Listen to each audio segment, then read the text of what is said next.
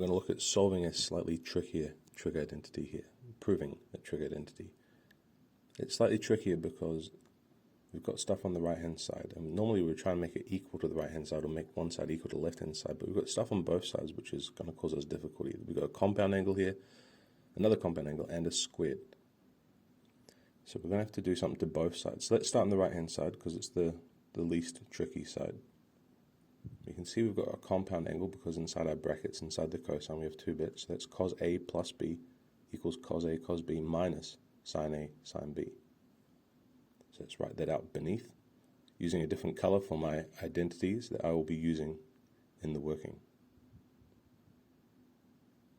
So let's write that up. That's going to be 2 times, here's our identity subbed in, cos A times cos B minus sine A sine B plus 3.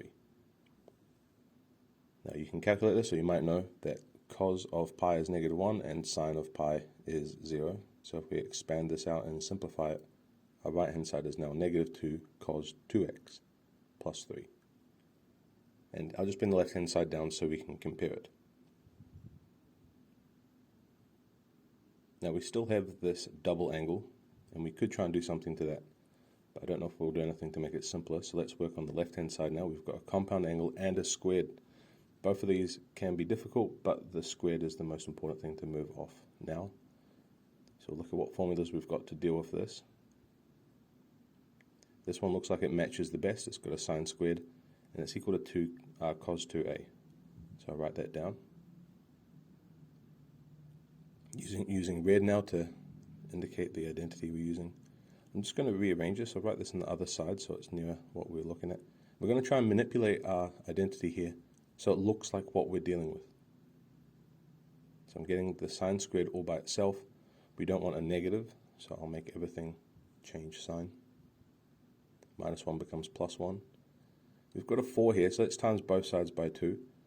So we can see that our formula we're going to use, our identity here, now looks exactly the same as what we're after, and a will be x plus pi. So let's employ that now.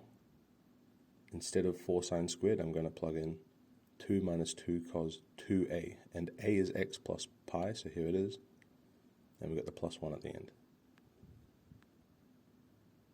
We can expand the angle a little bit, 2x plus 2 pi.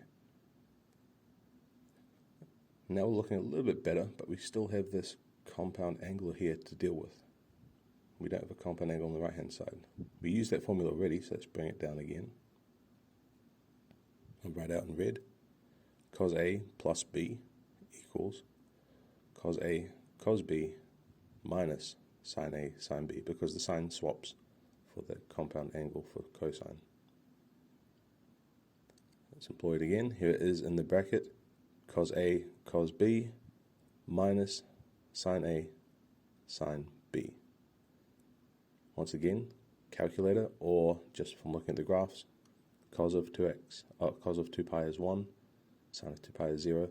Let's write it simplified again.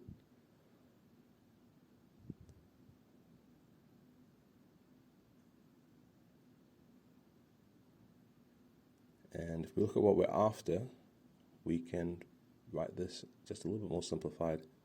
And let's have a look again. That's exactly what we had on the right hand side, so we can write equals the right hand side and say that's us done. We could have done the double angle to both sides if we had tried to do something about the double angle, but it would have just made it come back to squared, so there's no point to that.